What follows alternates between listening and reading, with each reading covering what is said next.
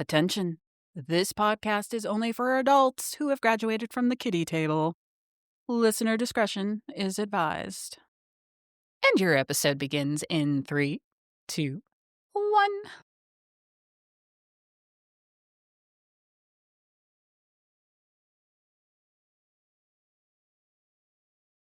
Oh my God. Hi. We're here. God.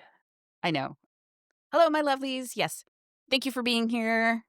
We're going to do the intro super fast because I just want to talk about this. Oh my God. Except listeners, you have to know that Lexx is waving when she said the word hello, listeners. Like you can actually see her.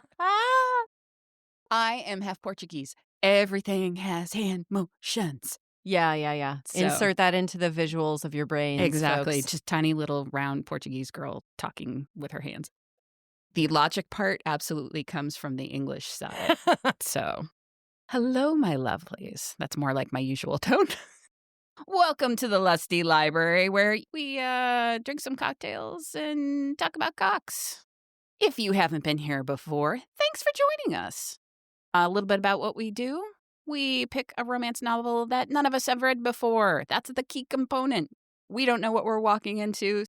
And we read it, and then we talk about it, and it's wonderful. If you've been here before, thanks for coming back.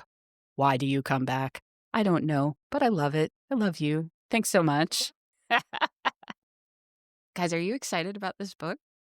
I think that for context, people should know that the three of us have all eagerly devoured the Fourth Wing series leading up into the reading of this book. Yes, because I've been begging Joey, can we do Fourth Wing on the podcast? And she's like, I love Fourth Wing. It's getting a lot of buzz. There are so many romantices out there, and we want to be able to give a lot of people who don't necessarily get the light shined on them a chance. And I'm like, yeah, all right, I'm totally behind that. Not only that, out of all the romantices in this world, there's 3 books for the Empyrean series out now. That leaves you with 84,000 romanticy books that you could be using to fill up your spare time. So why not talk about something else? But here's the best part about this whole situation. All 3 of us have read all 3 books is what blows my mind. I know. Voluntarily and not for the podcast. Yeah. Voluntarily and voraciously. And that it's also part of the issue is it breaks our one rule. None of us have read before. It has to be on the podcast. So we all couldn't hold back and had to read Fourth Wing. When we couldn't do it, I'm like, all right, well, Joey's like, she's written so many more books. I'm like, oh, really? She's like, yeah, she's a big military writer. And I'm like, interesting. Tell me more, because it's a dirty little secret for me that I love a man in uniform.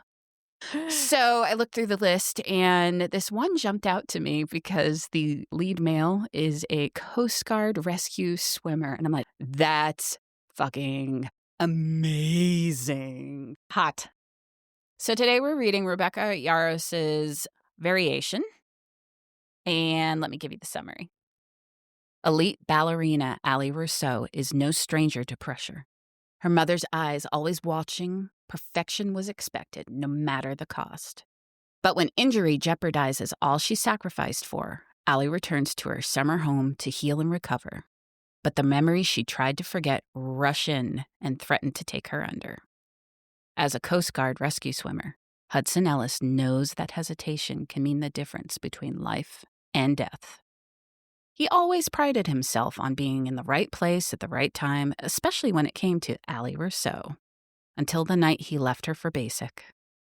After the biggest regret of his life, the secrets he keeps mean that he can never be with the one woman he wants more than his next breath.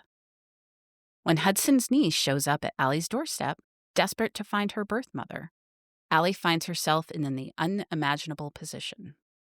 Ali and Hudson's past and present might be endlessly complicated.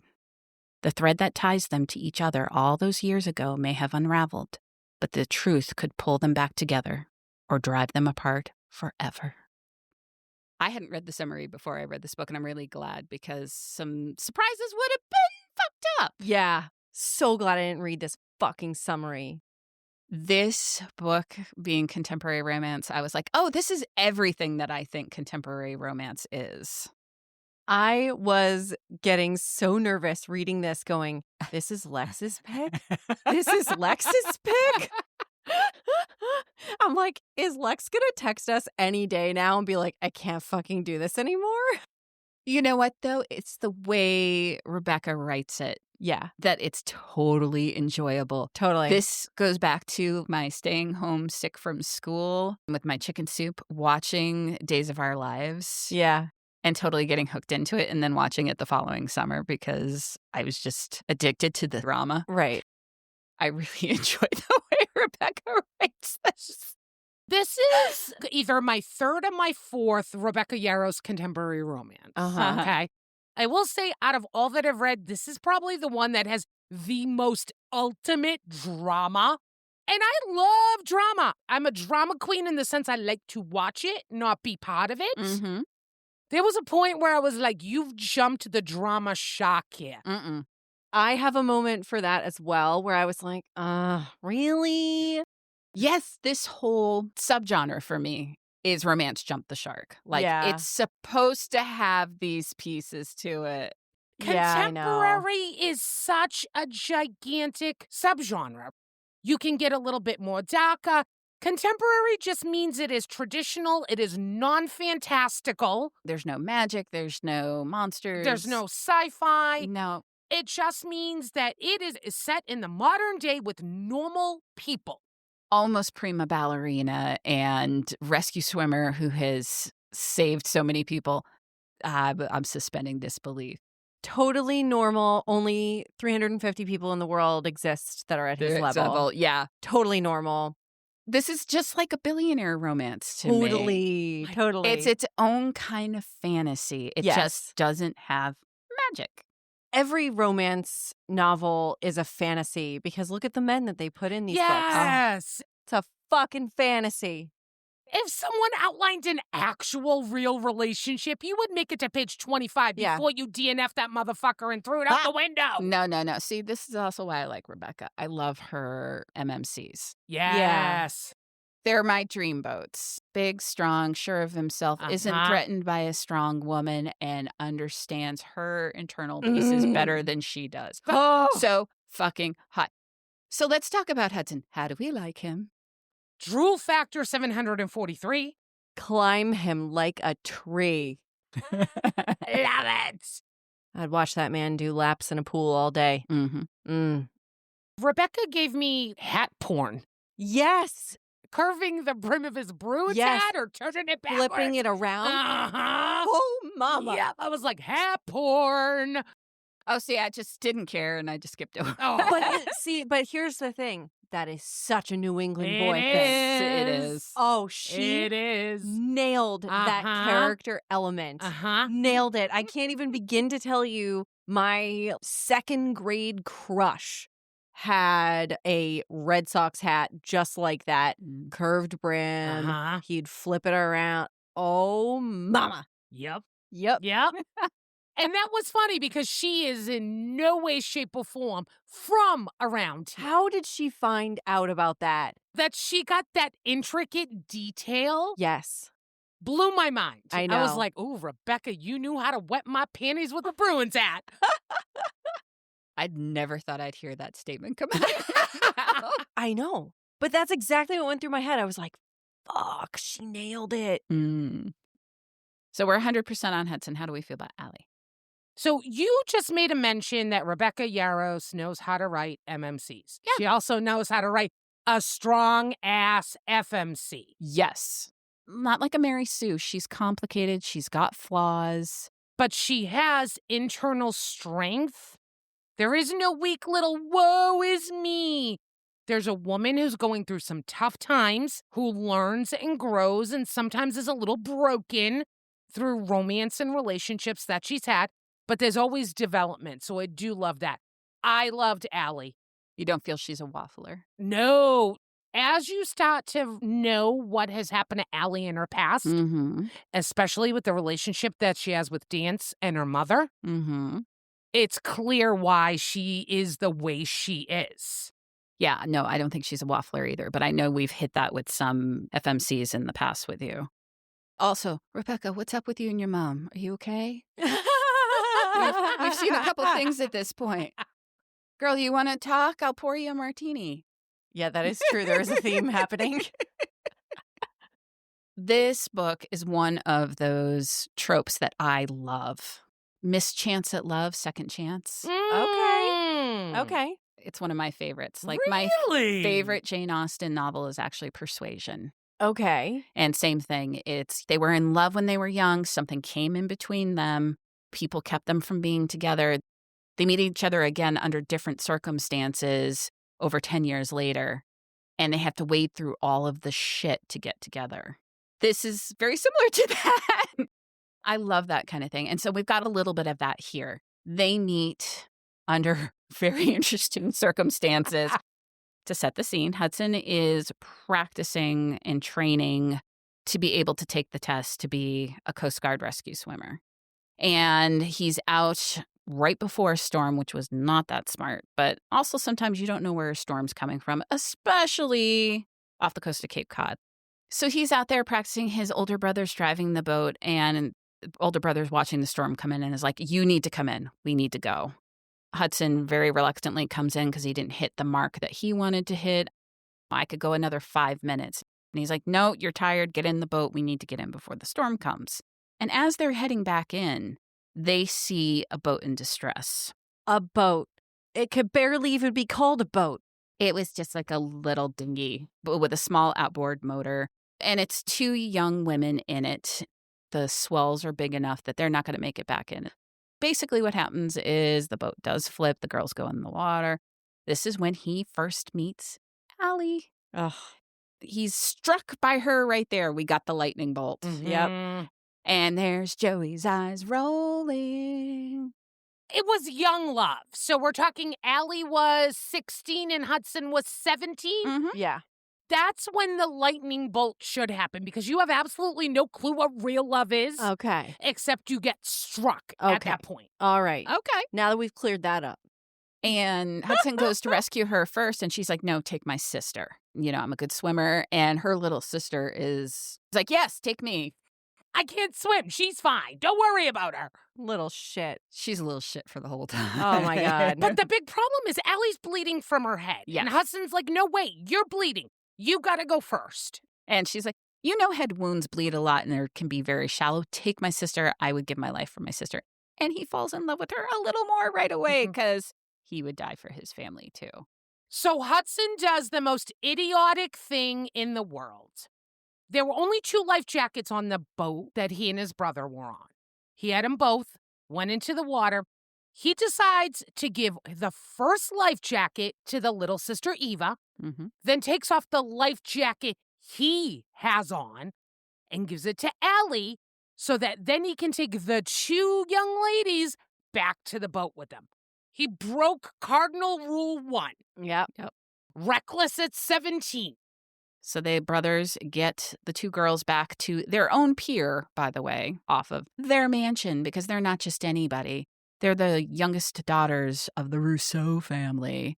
They're like these rich summer visitors that come in every year, and they host the big ballet classic that turns the town into like a carnival. So the locals are not so happy with the Rousseaus, and the Rousseaus don't give a shit. This is so my upbringing because I came from a coastal town and like the summer money. We liked it, but we didn't like it that much. Yeah. The brothers bring the girls back. Their older sisters are waiting on the pier because they're trying to hide that the younger sisters took off from their mother. This sets up the whole thing about the mom being draconian. We kind of get a little bit of a hint that older brother might have something going on with oldest sister. Love that. Hudson's just struck. He wants to hang out with her. And she's like, I can't have a boyfriend. And he's like, what about a friend? They end up being besties all summer long. That was what made me love him so much, where he was just like, nope, we're going to be friends. And there's a whole line in there, something to the effect of, we were best friends that summer. The end of next summer, she hated me more than anybody else. Oh, you fuck something up. Can't wait to hear about this. Right. I know. I was like, what? No. Yeah. Time jump. 11 years, we are at a Met Ballet performance. In the dressing room is Allie getting ready. She is going to be the star of Giselle, who comes busting into her room while she's trying to get ready. But her little sister, Eva. Fucking bratty, annoying ass little sister. Oh my Okay. God. So I could forgive her at 14, but this absolutely set the stage for me just wanting to kick her teeth in for the rest of the novel. Absolutely. She made me so happy I'm an only child. So Allie has made it to the top of the Met Ballet. She is the star. There are other principal players. She's not a prima yet, but she is starring in this one, and this is a difficult performance to do. Little Eva is in the corpse. She's basically a chorus girl. I really appreciated how Rebecca mapped out the world and the hierarchy and the culture of it. And I mean, I did dance when I was a kid, and boy, am I glad I never pursued that because, Oh, yeah. God, I have no patience for that kind of world. Oh gosh, when I was a kid, all I wanted to be was a ballerina. Learning about it as an adult now, when there's all these really amazing documentaries, you have to have all the money to do that. Or be so supremely talented and cutthroat at getting scholarships. Right. Get this window into the relationship between Allie and Eva, and how Allie is just always trying to support her sister, and her sister just takes and takes and takes and takes. But does it in that kind of way where it's hard to see when you're the person that's providing? I just think it's youngest child syndrome. Baby of the family. She was coddled and given everything, and then her older sisters are taking care of her. Yeah. And you see that throughout the entire book. And ultimately, she's selfish. Yeah.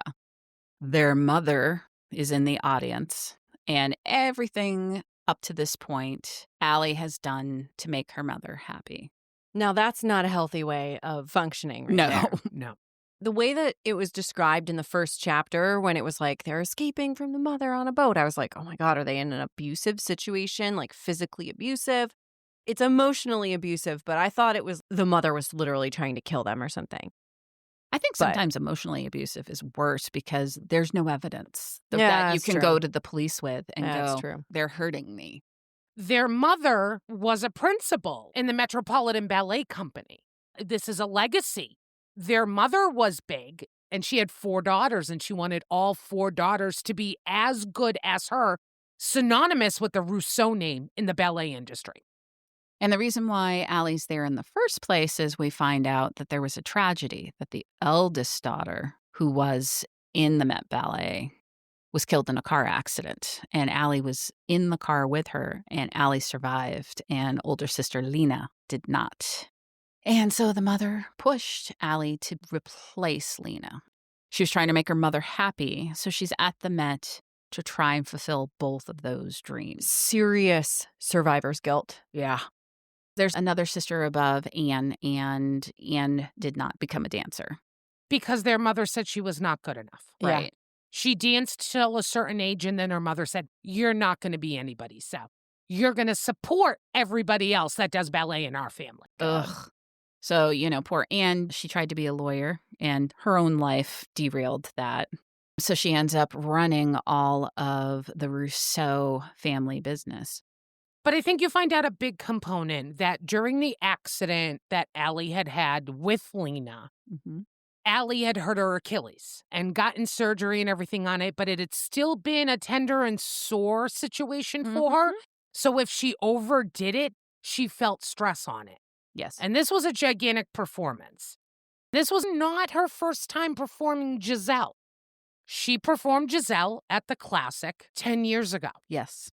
Giselle is very technical and very advanced, and Allie just kept pushing herself. And all the warning signs were there. The performance did not go well. When she ended the variation, which I don't know if you had to Google what a variation was, because I had to Google. It's a solo. Yes. Nice. Yeah. She had finished that particular variation where she was doing 18 turns. Yep. And she was spotting at the same area in the audience over and over again, which happened to be the spot where Hudson sat 10 years ago. In the center, in the back. So that her mother couldn't see him, but she could see him. And so going forward, in her contract, for any performance that she performs, that seat is to always be left empty.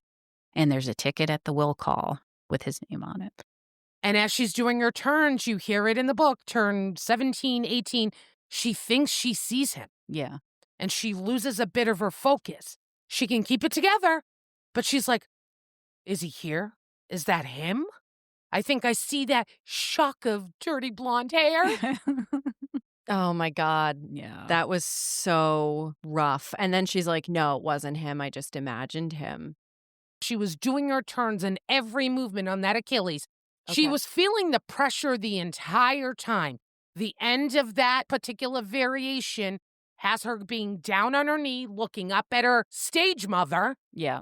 And then when she went to get up, She she couldn't. couldn't. And then she screamed. And then they carried her away. Oh, God. You could just feel your stomach dropping. Like, that's a career ender right there. Yeah. That's what everybody was saying. So we end up advancing again. Nice little time blip. And we see what Hudson's been up to. We end up picking up Hudson again. He's literally on a rescue. Some douchebag has fucked up his boat. And it's the douchebag and his dog Sweet golden puppy. Oh, that my need to God. be rescued. This very often, I guess, happens when the swimmer comes up and he's like, okay, I need you to do this. And people are just climbing, punching, kicking. They're just freaking out. They don't do what they're supposed to do. So not only are you dealing with the seas, not only do you have to deal with another human being's weight, but the fact that they're fighting you. I wanted to slap that guy, Yeah. take the dog, and go. Right. They get him up into the basket, hauled into the helicopter, and what does our reckless young man do? He goes back for the dog.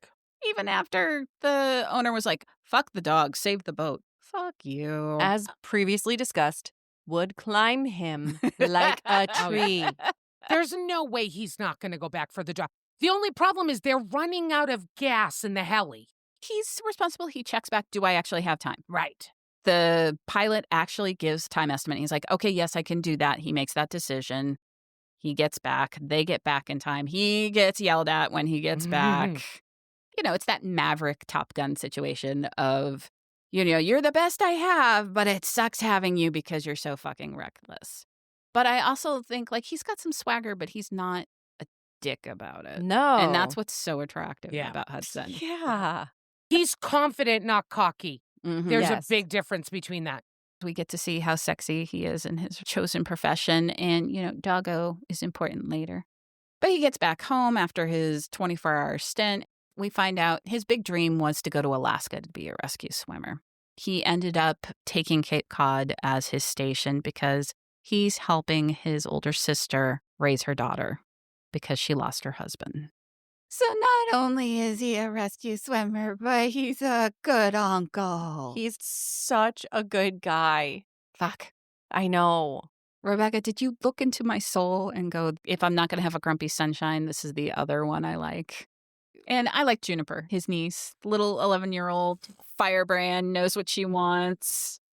No? Didn't like Juniper? If Juniper was my child, I would be drinking a fifth of vodka for breakfast every day. I mean, yeah. A She's 10-year-old fucking smart as shit hellion. yeah. The shenanigans this girl gets into. It's actually, again, another reason why I wanted to throw my phone in the trash. Because this kid has access to so much information as a child. It's so bad. It's that easy for them to get into everything. Yeah. You think you got it under lock? You don't. Nope. And she very much uses her technology to her advantage. Juniper and her mom, Caroline, fight a lot because all Juniper wants to do is ballet. She loves it. She has a need for it. And her mother, Caroline, says no. She says no because she's grown up in this town and the folks own a cafe. So think of like Diner on the Cape. And have been dealing with the summer money coming in and the entitlement all her life. And she was a ballerina when she was young. Yes. And she got to see some of the shit firsthand. Yes. And the brutality of it. Yep. And the treatment that you get from some of the instructors. Supposedly, this is Yes. why she didn't want Juniper to be a part of it. She's worried about body image. Right. She's worried about mental state. So it comes from a place of being a good mother. That's the main reason why she says no. Juniper gets this brilliant idea. She wants to dance. Her Uncle Hudson is currently watching her. Mom had to go to the cafe. Yep. So she says to her Uncle Hudson, listen, you know all I want to do is dance. So we got to get Mom on board. So there's a professional that I hear that you know, Alessandra Rousseau, who's back at her beach house here in town. We need to go approach her and then bring her to Mom so that Alessandra can talk Mom into letting me dance. That if she sees that the Rousseaus are not as bad as Mom thinks she is, she will listen to Allie when she likes her. Yeah. Because you were friends with her, right? And if you were friends with her, then she must have been good. Uh-huh. And Hudson's like, there's no way that your mom is going to listen to any Rousseau lady ever. Yeah. But you loved her. This little brat. Uh-huh. Went up to the attic. Yep. Opened one of Hudson's boxes and found a picture of Hudson and Allie at the classic years ago. Dressed up, grocery, bouquet, Mhm. flowers. Nice touch. Yep. by the way. Yeah. Yeah. He thought there was no way that she would get Allie to agree. He didn't even think that they were going to see her when we got to the house. But I think that there was a little part of him that was secretly like, oh, Yes. I would really like to see her again, and I would really like this to all get blown over. This basically sets up the whole premise of the book. So Hudson's like, she might not even be there. So he pinky promised. He always keeps his promises because he wants Juniper to believe that there are people that she can count on in this world. It's the whole reason why he went through with the stupidness. He drives her over to the Rousseau mansion. They go up to the door, knock. Nobody's answering. And he's like, okay, good, time to go. Balls on this kid. This is where I was like, oh, I would have grabbed you and put you in the truck. Absolutely. She ends up walking around the property to the back to where the dock is.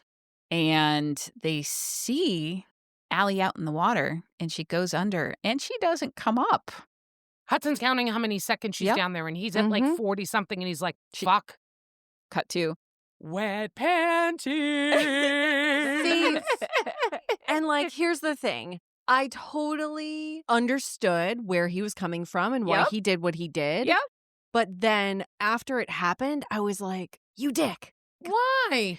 Because she was just like, I'm doing this thing for myself. I'm totally fine. I was strengthening my lung capacity. How could he know that? How from a could he know distance? that? I know. There but was I was no like, way for him to tell that she was training. And he I felt know. bad afterwards. Yeah. he He felt did, all right. really bad. But if she wasn't and she was drowning and he sat there and waited going, I wonder if she's working out in the water. Yeah, it's true. You would have All called right. him a dick for not diving in to save her. So Okay, where's fine. the win here? I know. All right.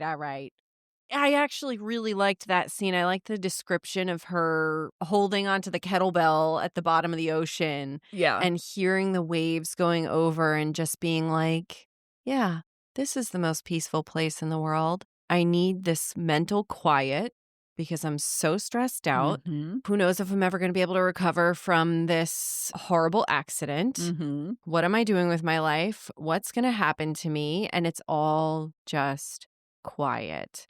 The realization that I do want to get to the top of the water again because I do want to be alive is kind of refreshing. Yeah. Yes. That took a quick dark turn for a second. Mm-hmm. To me, it felt so real.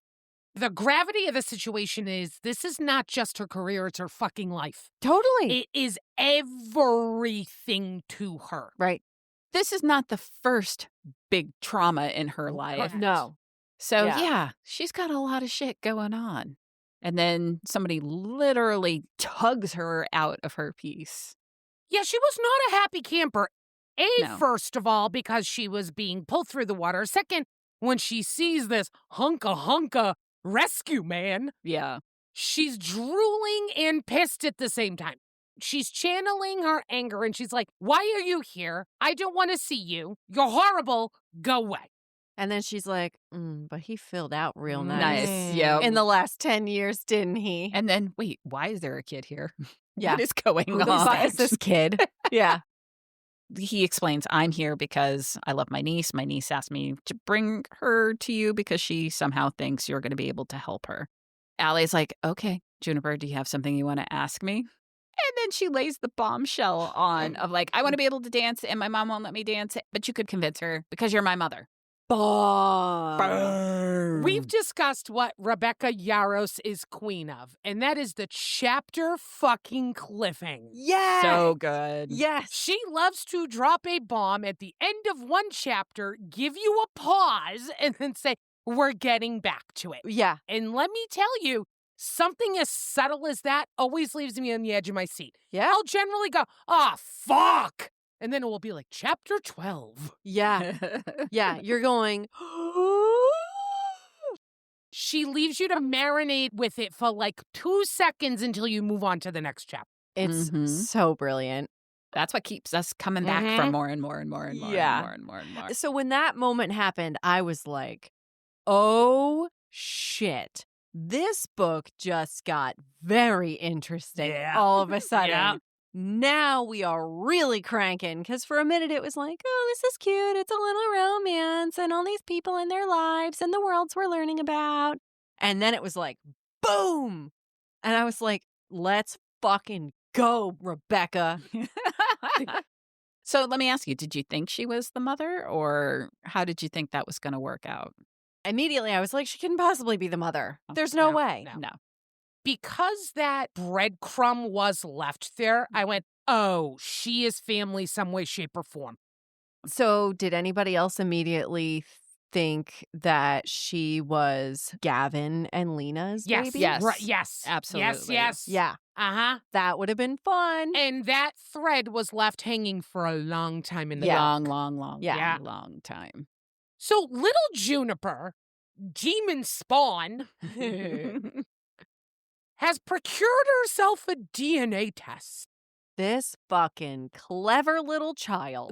that she got online with the gift card Uncle Gavin gave her for her birthday, has taken the DNA test, and now comes with the DNA test in her purple backpack to give to Allie because she thinks Allie is her mom.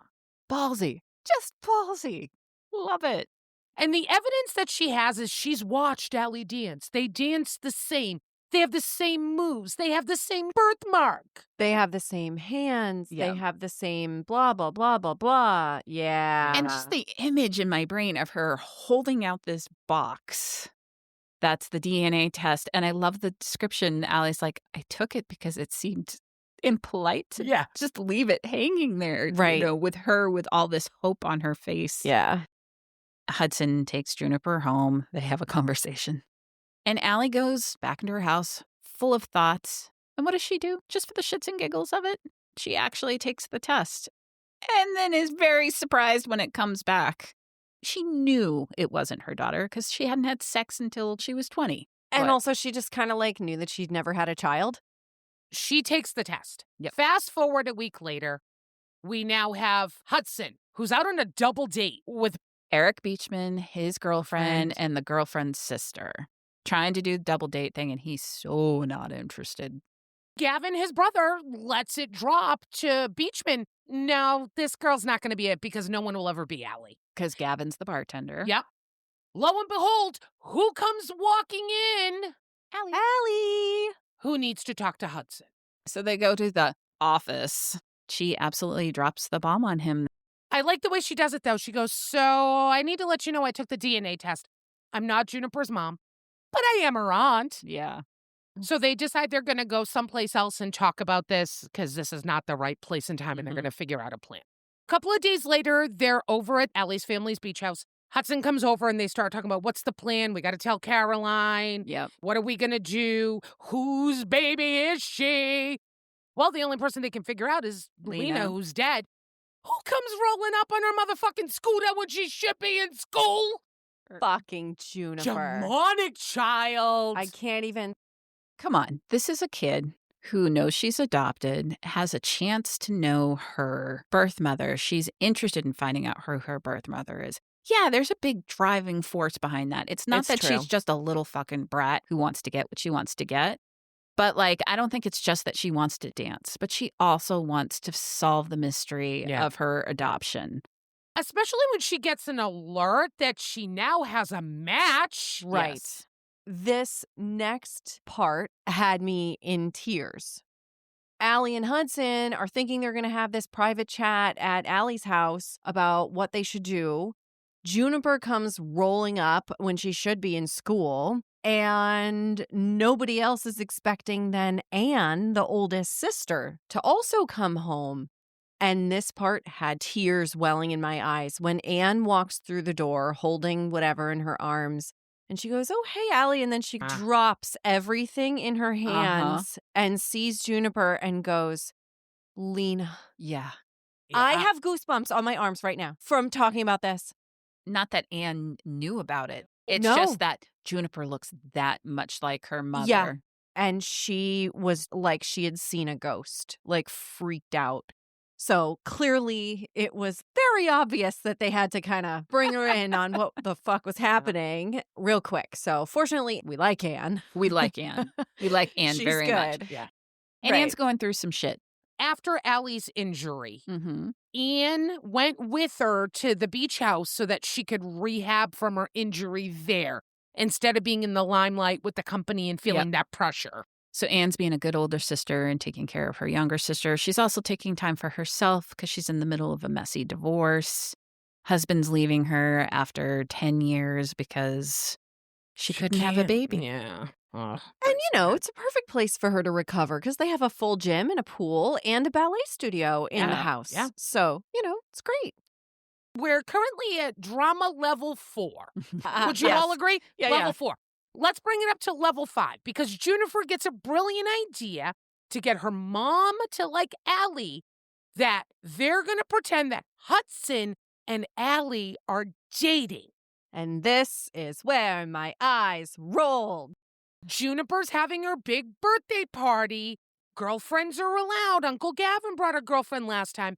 So Allie will pretend to be Hudson's girlfriend so Mom can get to know her. Mm-hmm. Why did it have to be fake dating, Rebecca? Fake If dating. you're going to throw in tropes, why not throw them fucking all in? There's like 7 fucking tropes in this book. So yes, what we end up with for the rest of the book is a lot of fake dating. So we've got the birthday, which is the first introduction. Gavin likes her. The parents adore her. She gets along with everybody else. Caroline's just not having it. Lays her teeth into Allie, but Allie holds it with grace. Oh, but did you love the moment where Hudson defended her? Yes. Oh. Where she was like, yeah, well, I guess, she's not going to take a piece of cake or anything because God forbid she eat one little teaspoon of sugar. And he's like, well, yeah. Did you ever stop to think for a second that I know my fucking girlfriend and I'm not going to give her strawberry shortcake because she's allergic to fucking strawberries? Which is why I gave her a brownie because she loves chocolate. And I was like, oh my God, he gets hotter. He gets so hot. Absolutely. So hot. Absolutely. Yeah. I loved it. But during this whole fake dating situation that is happening, there is no fakeness coming out of Hudson about how he feels about Allie. And that was the saving grace for this trope because Yes. Rebecca did it the best I've ever seen it done in terms of it not being frustrating to read. Yes. Because they were always actually true to each other. She never lied to him. He never lied to her. He just had to slowly break her defenses down. I love that they describe him as always giving her space. Mhm. Yes. Physical Yes. space, space in conversation for her to speak. And then later on, space for her to figure out what she wants. So hot. And it was so hot also when they were laying down some of their boundaries and she was saying to him, Can touch me in public when there are other people around. yeah, right, but not in private because this is fake. Mm-hmm. And he said, well, in terms of rules for me, you can touch me whenever you want. I was like, yes. I think she felt so open because she just knew immediately. He laid it all out for her. I'm sorry for what happened. I was a stupid kid. I'm here now and I am invested Mhm. and I'm in and let's just move. And she's not used to that authenticity Right. because in the world she comes from, it's just a lot of like flowery speech and posturing. The birthday party doesn't go well. Caroline is a bitch to Yep. Allie. Allie ends up leaving. Yep. Hudson then texts her and says, hey, my mom wants to make it up to you. Why don't you come to a beach day Yes. with us? They go to the beach day, and that's when things start to heat up. He had a moment. He was kind of rough playing with her, and he tried to throw her in the water, and she wrapped her legs around him and clung to him, and it was like... He had to stay in the water for a couple extra minutes to make sure he was decent for the family. At the end, they're getting ready to leave. Caroline goes up to Hudson and says, okay, she's not as bad as I thought she was, but she's going to leave you at the end of the summer. She is no good for you. This is actually what made me really like Caroline, too. Because she called it, and she was right. She doesn't touch you. She doesn't react the right way to you. Yep. She doesn't smile at you. And she's just doing what she would do, defend her baby brother. Mhm. Yes. Mm-hmm. Problem is, Allie is around the corner washing off her little feetsies, make sure no sand is on it, and hears the whole damn thing. Mm-hmm. So she goes walking over, pretending like she never heard it. She gives him a big old kiss. Yeah. Totally. Oh, he's such a smitten kitten. You want to talk about the shower stall? Yes, I do. This is when the shit starts to get hot. It does get hot. You want our sexy stud to read something about the shower? I sure fucking do. Alrighty. Take it away. Hudson, I whimpered, and he responded by kissing me harder, deeper, longer, until I knew his mouth like my own, and the taste of salt and Hudson was branded into my memory. Yes. So much yes. This is what a kiss was supposed to feel like. How had I lived 27 years without experienced this kind of heart-pounding rush? This overwhelming hunger? I wanted him. I needed him. He was heat and warmth, and I'd been so damn cold for too long. He could have asked for anything, and I would have given it as long as he didn't stop kissing me. I wanted to give it, wanted to feel every inch of his skin against mine, wanted him to shove the fabric of my swimsuit to the side and touch me. I wanted everything. He ripped his mouth from mine only to kiss a path down my throat, returning to the places that made me gasp, sucking where I moaned. My fingernails bit into the back of his neck as his lips skimmed my collarbone, and I rocked my hips, making us both moan at the friction. This wasn't chemistry. This was combustion. And I was here for it. So fucking mine, he whispered before claiming my mouth again. Woo-wee! Oh my God. I also love this personal thing that they have. They ask each other for 5 minutes Yes. of like real talk. Because you can make it through anything in 5 minutes. So it carries through their whole relationship. Mhm. And I just love it. I love it The- when he's like, so fucking mine. So fucking mine. It was so well written, that scene. The burn was Mhm. so good. Uh-huh. And the lead up to it of the family beach day, Yep. where Caroline can just see how much he likes her. And then they have the moment in the water. And then she kisses him. And even though it's kind of fake, It's it not starts fake, the yeah. burn. Yep. And then he says, I need 5 minutes. And the 5 minutes is up. And then they both just continue onwards because it's real. And she admits that she wants him. Right. That's a big revelation. Yes. Big turning point. So hot. He's wanted her this whole time. But of course, because we're on level 5 and now we're heading to 6, there's drama happening in the background of this book. God, which part? Shall we start with extra juniper drama? Wait, I need another sip before we get any more drama. Had to bring it back to basics this week, Mm. girls. Yes. especially when they're at the gala and everybody's drinking martinis. I'm like, oh, we are going classic this episode. Love it. And just a lovely martini. And then, of course, we're at a dirty book, so it's got to be a dirty martini. Yeah, I think you made it extra dirty. You've made one person here very happy, and that's me. And the other one is disappointed. Oh. Well, if you don't like it, pass it on down. Yeah, here you go. I gulped half of it just to get some booze into my system for this book. That's all right. I will gulp down the other half in like 5 minutes once the heartburn goes away. You're used to choking things down, aren't you? I am, yeah. Just, Shoving it in there. Joey, just swallow. Mama always told me spit, not swallow. No, sorry, that's backwards. Mama always told me swallow, not spit. Let's go to level 6.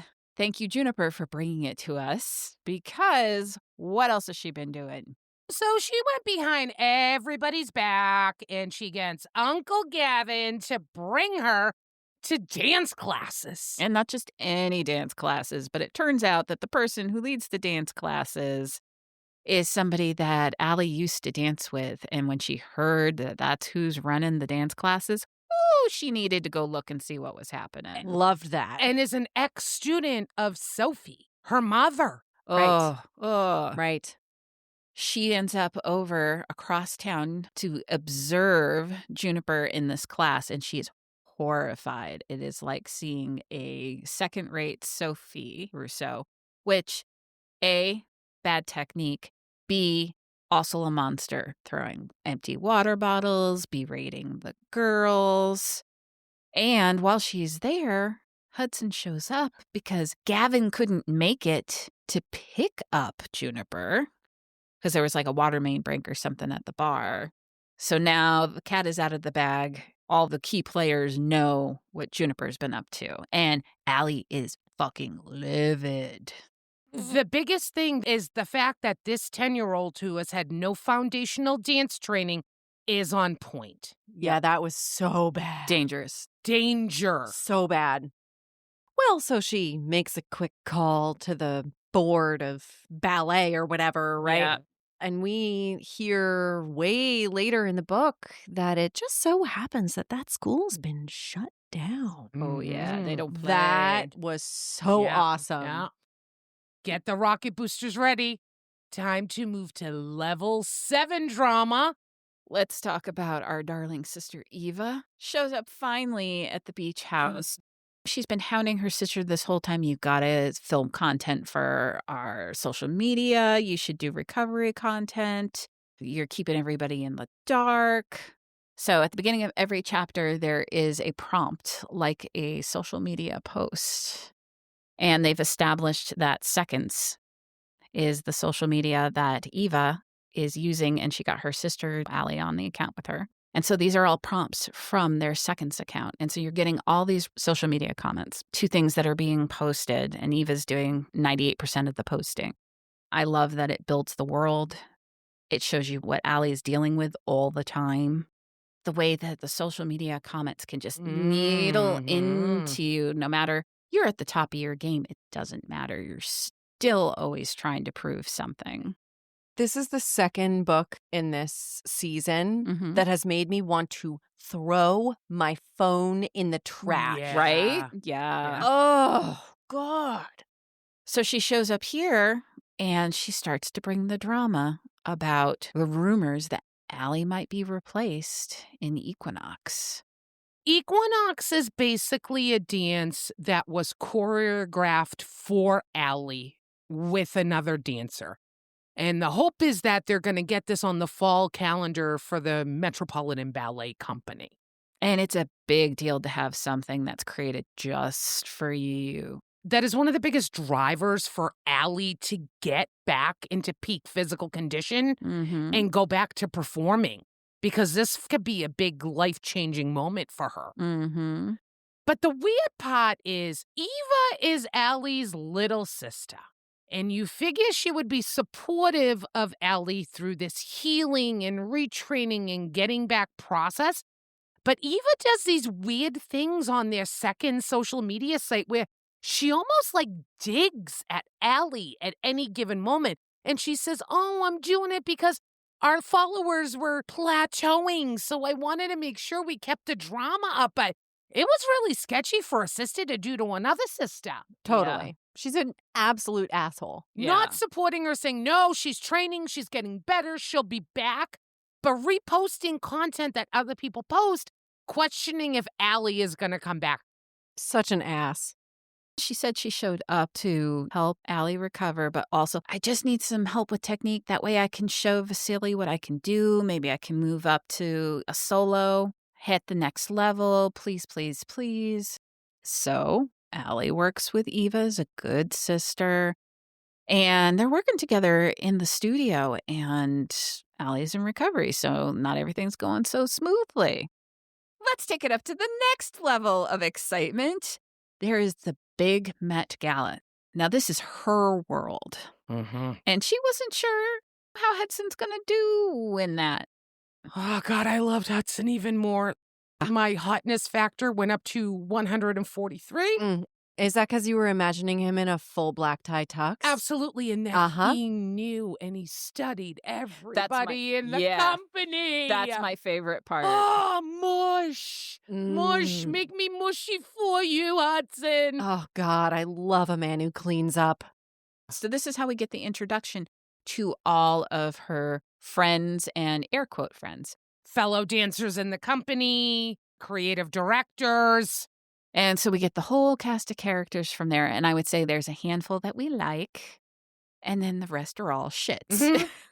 The big ones to watch out for are Vasily, who is the head director of the whole thing. He is the king of this kingdom. What he says changes everything. So yeah, you watch out for him because he can change who's on the schedule. And then we get Everett, who sounds like a wonderful, wonderful, sweet, wonderful gay man that I just love. Yes, love Everett. He's my gay boy. Yes. And her bestie Regan, outside of Kenna. I love Kenna. Oh, Kenna. Is the doctor for the Met Ballet Company and also her best friend. Yeah. And Allie's been avoiding her. And not because she doesn't want to speak to her. It would be her responsibility to report if Allie isn't where she's supposed to be. So she didn't want to put Kenna in that position. And then we meet Charlotte. Oh, God. I would have thrown today's dirty martini at Charlotte. Yes. Okay. Charlotte took over the rest of the performance after Allie went down for Giselle. And she's so catty. Oh, Allie, we just want you to know you can take as much time as you want to rest and recuperate. Didn't think you could make it here to the gala since you can't practice and take class with us. Oh, I'm so surprised to see you in heels. Oh. And don't worry, Isaac has been teaching me Oh, the fucking. choreography of Equinox. Yes. Yeah. Who she's fucking. But Allie was fucking him first. It's true. Uh-huh. Mm-hmm. It's a very incestuous community. Yeah. Even Caroline was calling out to Hudson that dancers stay with dancers because if anybody understands your lifestyle, it's someone who's in your lifestyle. Yeah. Right. That's what I really enjoyed about Hudson is that Allie liked him because he wasn't a dancer. Mhm. And when she got to see him in a bathing suit, she was like, oh, he's not a dancer. He is built. He did pretty well in her world. And I do love when she came to his defense when Vasily was introducing Hudson to his wife and said, you know, he's a lifeguard or something. And she's like, Coast Guard rescue swimmer. There's only 300 top of his profession. And it is one of the most dangerous Yep. jobs to have out there. Yeah. Girl. Yeah, she's proud. Uh-huh. And I was expecting her to really stay through this whole event and Nope. plow through and have this show of force. But I was kind of surprised when she said, all right, I'm out of here. We're not even going to have dinner. I'm done with this shit. Yeah, that's the first real inkling of, is this the life I want? We're back here. I haven't been back in a while, and I fucking hate it. That was a really cool moment to witness, but it Mhm. also got them back in the apartment together. Yeah. Because I just can't wait to talk to you about this chapter. Which I listened to twice. Chapter 20, folks. Get to chapter 20. I almost asked our sexy stud to do this one too, but I wanted people to read it for themselves and get Yes. surprised because I loved it so much. Yes. And I love when she's like, I just want to let you know I don't know if I can come again. I was going to only do once. Come on! Anytime any woman says that to a book MMC, what is his response? Challenge accepted. There's been some really good smutty stuff. Really good smut. You Really know. good. Rebecca is really good at writing anticipation. Oh my God, the burn. That's what makes it for me. Even if there's no penetration, it's about that intensity, that connection, that need and that want and that burn that make it hot for me. And when you can write that oh so well that you feel that, ooh, give me a fan, girl. Turn on the AC. And after this absolutely incredible scene where they're in a kitchen, he grabs her, he throws her up on the island. Uh-huh. It's so hot. They get walked in on, totally shut down by fucking shitbag Eva. But this was the only moment in the book where I actually did like her because she was like, oh my God. And then she was like, We eat here. right. Then she looks at Hudson for a second and she says, oh, all right, good for you. Good for you. All right. And then she sees Allie and she's like, yeah, all right, good for you, girl. Okay, well, I'm just going to go upstairs now. Y'all have fun, but disinfect it when you're done.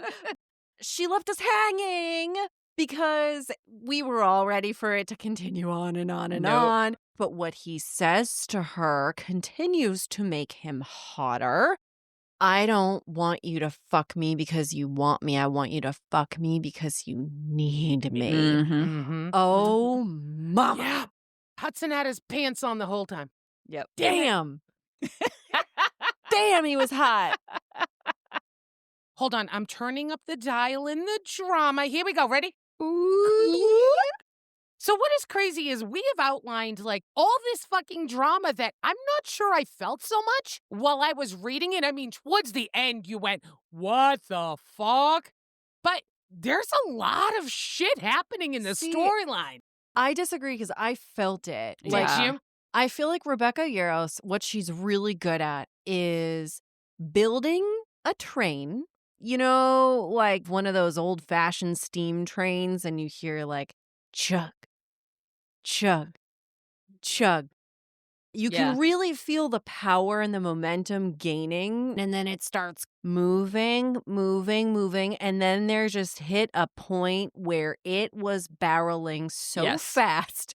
There's so much power behind it, and that's the point where you just pull that steam whistle right at the end, and it's so loud it blows your eardrums out. There's no stopping this train. It is so powerful. We are moving whether we like it or not. So many things are happening. Holy shit.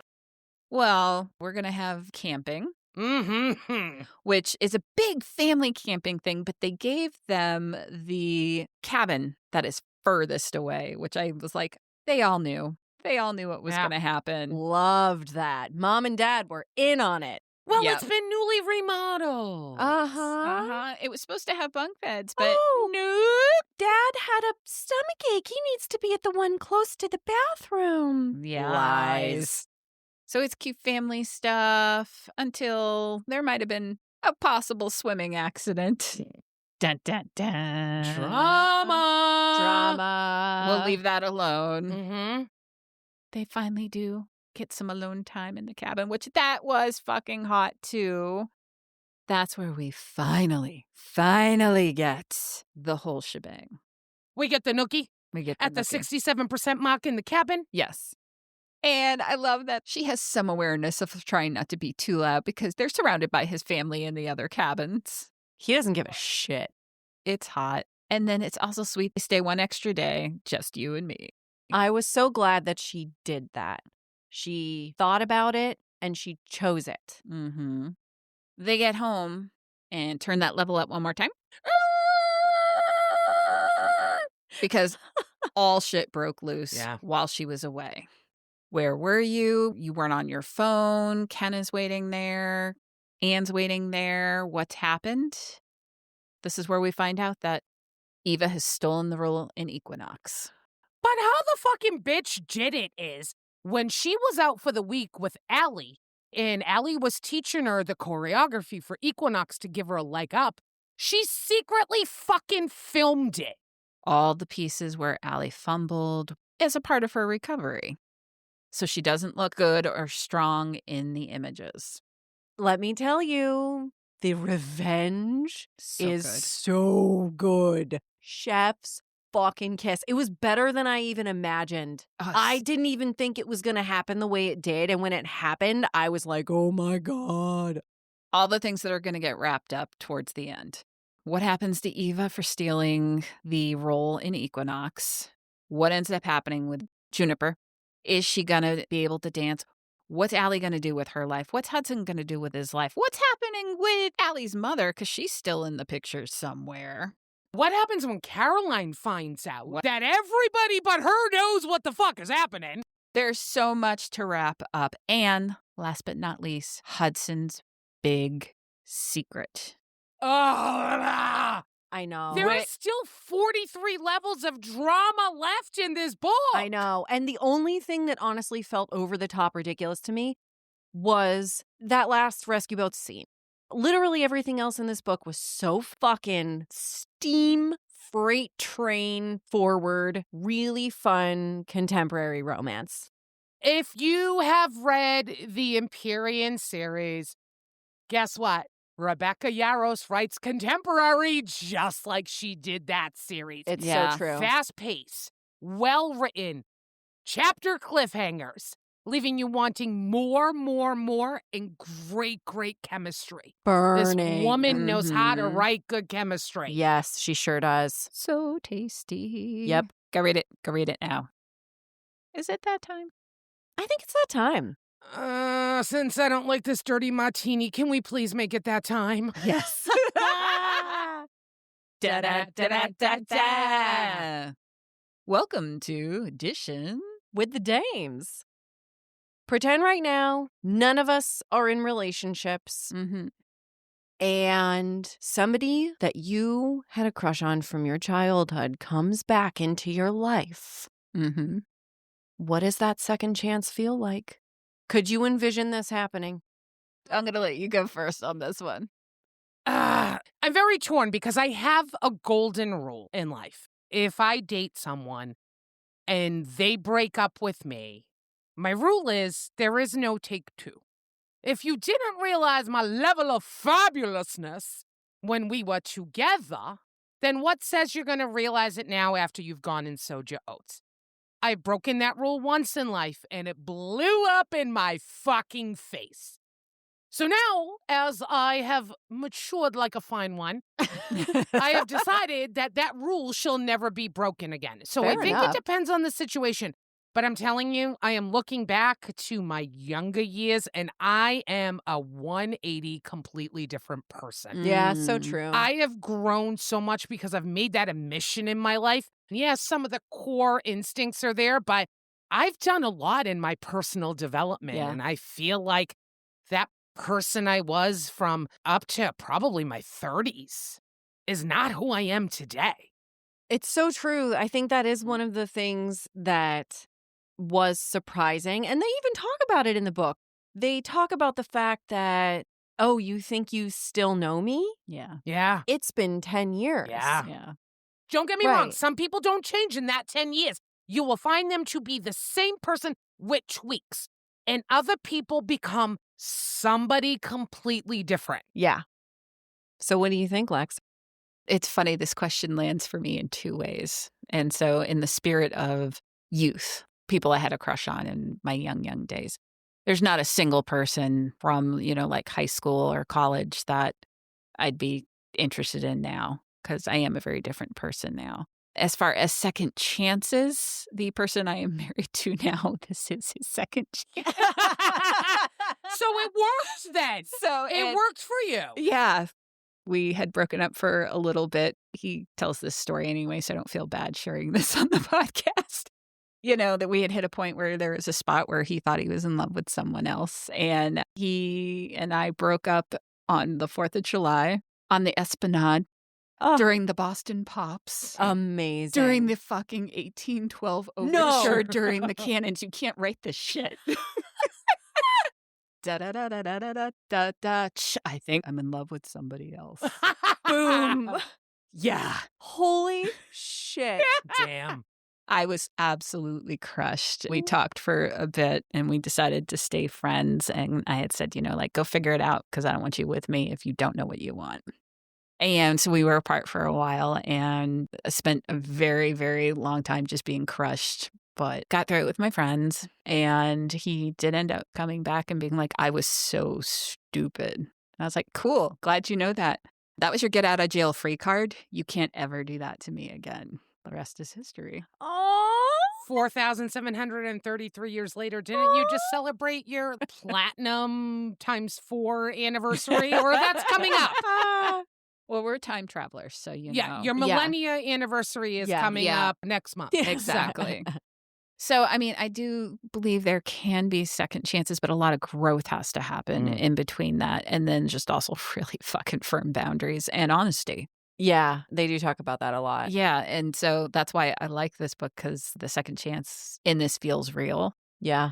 And I have seen other folks do it and it works out. And I've seen some other folks just crash and burn. So I think it's roulette, actually. It's true. Yeah. It's true. How about you? I don't know that I have anybody that I would really want to rekindle that with. Although I do think about a couple of my past crushes, and I always think, what the fuck are they doing now? And I've actually looked into some of them, and they're just totally not on the internet anywhere that I can find, which is interesting. But I don't know that I would necessarily ever really want to rekindle. But sure, you never know. You never know. If I wasn't in a relationship, who knows? All right, my friends. Shall we rate this book? Let's rate it. All right. Rolling in with the romance. You can give this anywhere from 1 to 5 roses. Miss Joey. For so many components of this, first love to being ultimate soulmate love, I love the concept of that. And the reason why I read thousands of romance novels. I love the premise of that person that is your everything. Soul encompassing. And that was this book.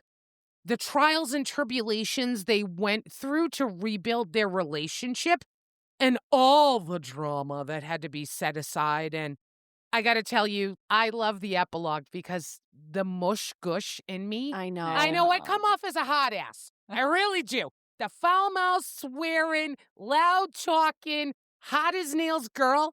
I'm a mush on the inside. I am marshmallow with the iron on the outside. You don't want to eat that. Trust me, it's disgusting. But so 4. I'm giving this a 4.5. This was so romantic to me. Did anybody else catch the Chekhov's hoodie? Yes. Did you catch Yes. it? Yes. She kept the hoodie that he gave her on the boat that very first day. She had it with her forever. And she was still wearing it. And then she got the second hoodie from him and she joked about she was going to add it to her Hudson's Hoodies collection. And then I believe it comes up again towards the end where he said something about like nice hoodie or something. And she's like, oh, yeah, well, it's just part of my collection or whatever. So he caught it in the end. It was really cute. And both of them just had these wonderful small touches that tied it into this wonderful, sweet childhood romance that developed into a very mature and loving and supportive romance. So I'm almost like, oh, should I give it a 5? Are you talking yourself into a 5? I know, I'm almost talking myself into a 5. I really thought their romance was very strong and very sweet, and I really liked them for each other. I am also a 4.5. Wow. And for me, it's because of the type of romance it is. I think I mentioned this before. I love that he was very aware of what she needs. He was absolutely very forward about what he wanted, but he didn't ever back her into a corner in understanding that that's what she needed. The emotional maturity was so there. So good. All the little pieces that he did for her. I loved it so much. So yeah, 4.5. Smut, smut, smut. We love smut. Smutty, smut, smut. Thank you for laughing at that. You're adorable. For smut, you can give anywhere from 1 to 5 raindrops. What are you giving us, Bird? This one's tricky because this was steam-tastic. It was burning hot, but it wasn't kinky enough for me to rate it super high because I need a level of new funness because, as previously discussed in other episodes, I am ruined. I'm going to give this a solid 4. Okay. It was really steamy, super hot as fuck. Like I said, I listened to chapter 20 twice. But the fact that I had to listen to it twice is because I wasn't satisfied, so I just needed to drag it out longer, so I just listened to it again. That's kind of where I was at. I just wanted more of it. It was really great. I loved the scene at the end. It was kind of hot. They're fucking around. And then I realized they're in the ballet studio. So there's mirrors everywhere. Yes. And he's like, hold on to the bar. And I was like, oh my God, that's hot. And he's like, I've always wanted to fuck you in here. And I'm like, oh my God, this is great. Solid 4. Are you ready to play Imagination Station with me? Can't wait. Okay. You're probably about 50 books in the romance realm. Yeah. Lexx, you're deeper. You've gone to AO3, so you're dirty birdie. Imagine someone who has read close to almost 1,100 romance novels who have progressively over the past 10 years gotten dirtier. I am a kinky bitch. I am a dirty, filthy talking kinky bitch. This was not it. Yeah. No. There was a good amount of smut. So Right. we're going to start our score at a 3. And then you talk about the heat and the chemistry and the want.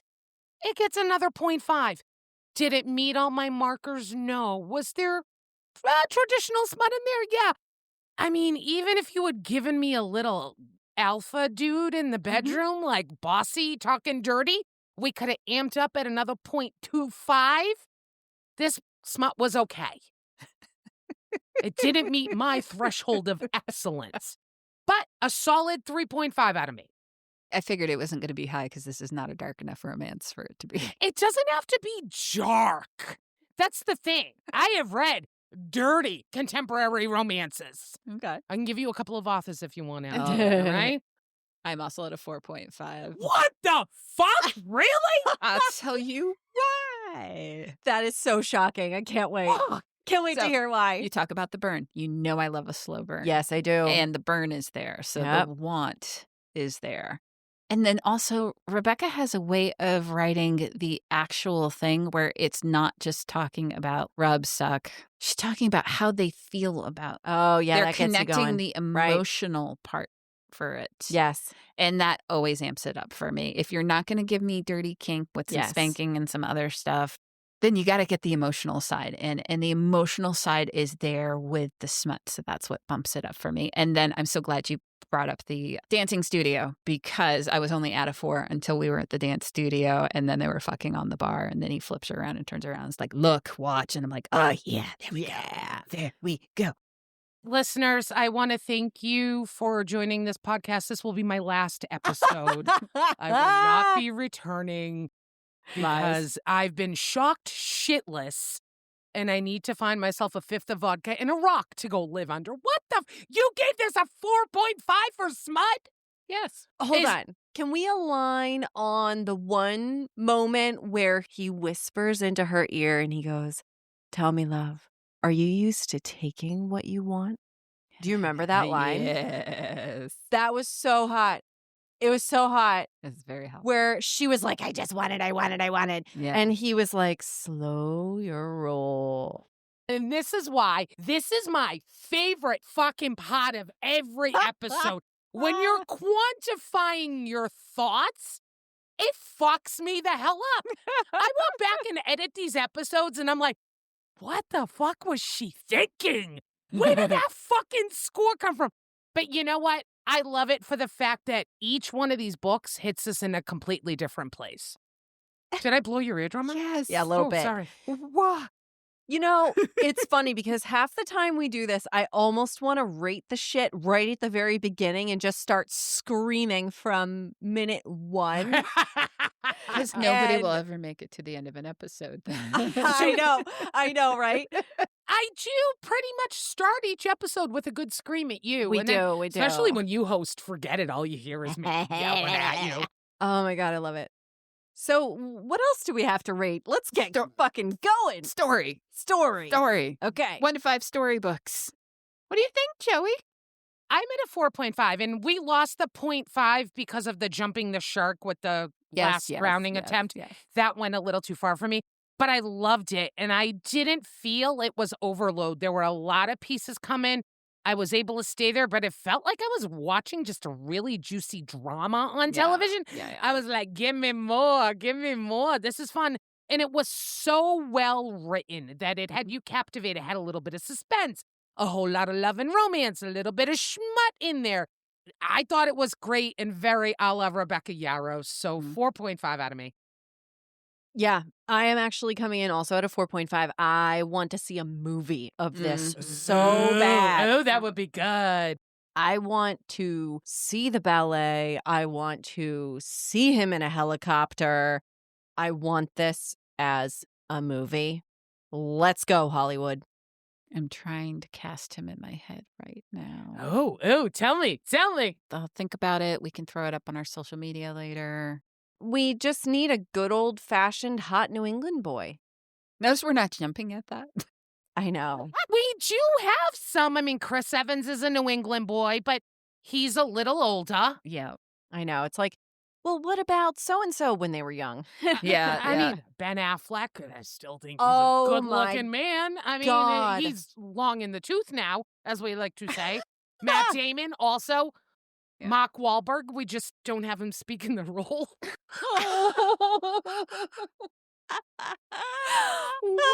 As much as he tries, that dude cannot get rid of his accent. Oh, it's so good. Story. I am also at a 4.5. I think it's wonderfully constructed. So here's the thing. I talked about this at the beginning of the episode. This kind of romance is not usually my deal. It's very, for lack of a better word, common. I love the way Rebecca writes it. She just makes it so yummy and so easy to read and entertaining. I pick different things every time on the podcast because I want to try new stuff. I know what I like. I like romantasy. I like verse harem. We all know this. We talk about it all the time. I didn't think I was going to like a contemporary romance. I avoid them like the fucking plague. And I trusted Rebecca to take me through, and you did. Thank you. Yeah, it's a good call, Lex. I would like you all to look back, because you say as much as you don't like contemporary romance, look back at the books we've read. Half of them start under the category contemporary romance. Right, but we wouldn't pick them on our own unless we And were that's here. Here's the thing. You two have a phobia that when you see the subgenre listed as contemporary, that you're imagining that everything is a fucking Hallmark movie, and it's not. It is just a bucket. Then it branches off from there. I've gotten over it. Good. I have. And the fact that you have and the Miss Thing in the corner has not is a little weird. So let's throw those buckets out the door and realize that this is just a good romance novel, well written with a lot of drama by a woman who knows how to write an MMC, an FMC, and a fucking kick-ass storyline. I love that she's going off like I gave it a poor rating. No, but this is still a contemporary romance. I feel that you're judging this subgenre. Absolutely, all the time. Judgy bitches. That's why we're here. We're here because we are judgy motherfuckers. All right, and can't wait for this overall. So, from 1 to 5 eggplants. Joey, bring it home. I'm going with a solid 4. I love Rebecca Yarros. Give me a romantasy from her. Give me contemporary from her. Her writing style and the way she writes and the chapter cliffhangers are my jam. There are other contemporary romances that I own in the 125 books that I have purchased that I still need to read in my TBR. There are 3 more from her because I like her writing style. I will say, she has a knack of making me cry. And there was only one time in this book that I choked up a little bit. This wasn't as tearjerker as some of her other contemporary are, and that's why I'm landing at a 4. I choked up twice in this book. Okay. One was the part that I already told you about where Anna first walks in and sees Juniper. Yeah. The other part was the first time Allie is teaching Juniper in the studio at their house. Juniper walks over to the bar in the place where she knows she's supposed to be. That's the middle, because a beginner is supposed to be in the middle. And Allie says, no, go over there more towards the front. And she says, well, I thought that that's where the better dancers are supposed to be. She said, well, this is my spot, and you are going to stand where your mother would stand. Yeah. Oh, God. It's so sweet. So those are not the 2 spots for me. Yeah. The end when he told her the truth about what happened, that didn't fucking get you? It didn't get me tears in my eyes, but it did. Oh, no. The emotion in that. Emotionally get me, but yeah. I was tied up, but no tears. No tears. It made me feel emotional, but no tears. Overall, I'm giving this book a 4.25. I've already recommended it to somebody at work. Excellent. I would recommend it to a lot of people. I think this is a gateway drug type book. Yes. For sure. Yeah. I think that's an excellent point. It is a gateway. You don't know if you like romance books? Here you go. Yeah. I am also giving it a 4. Had a lot of fun reading it. Good, solid read. Will I read some more of her contemporary? Maybe. I'll peruse the titles. I'm mostly just waiting for Imperium book number 4 to come out. Yeah, Yeah. you're gonna be waiting a bit for that. Yeah, well, I like the wait. I'm okay with... You're a fucking masochist. I know. I really enjoyed this, and I'm fascinated to have heard your response, Joey. I thought you were going to like it more, but also I love that we're always surprised when we come and sit right here. All righty, we did it. We've hit another wonderful, wonderful time. Thank you, my friends. Do not forget to follow us on our social medias. We're everywhere. You've heard this all before. Hit us up on our Instagram. We're on Facebook. Hop on over to Blue Sky. Why? Because it's new and it's beautiful and it's like the old Wild West. And if you're feeling real fancy, why don't you hop on over to Patreon and give us the love. And if you're not already following us on Apple, Spotify, YouTube, wherever you get your listening in, please go ahead and subscribe. If you're feeling old-fashioned, hop on over to the lustylibrarypodcast.com and hit subscribe to our mailing list, and you will get a lovely email giving you all of the goodies. Okay, ladies and gentlemen, this is the show and tell portion of our podcast. We need you to show us some love. Make sure you get on your podcast platform and give us a 5-star rating. And if you're on Apple or YouTube, write us a goddamn review. You need to let other people know the fabulousness you listen to every other week. Now, the tell portion of the podcast is tell 3 of your bookie friends about us. We need as many listeners as we possibly can. We love doing this for you. We love creating great content. But if this podcast doesn't grow, well, I got to move on and find me some new friends. I know you all are dying to know what we're going to read next, and let me be the first to tell you we have never read anything like the next book we're about to talk about in our next fucking episode. It's going to be so much fun to talk about this one. Oh my God, it's fucking wild. My ears and eyeballs almost popped out of my head in the first 2 sentences on the audiobook. We are going to be talking about Hungerstone by Kat Dunn. Start reading now. You are going to want to hear about this episode. Oh my goodness. Thank you so much for being here. Thanks for listening, and we will see you next time. Bye. Bye. Bye.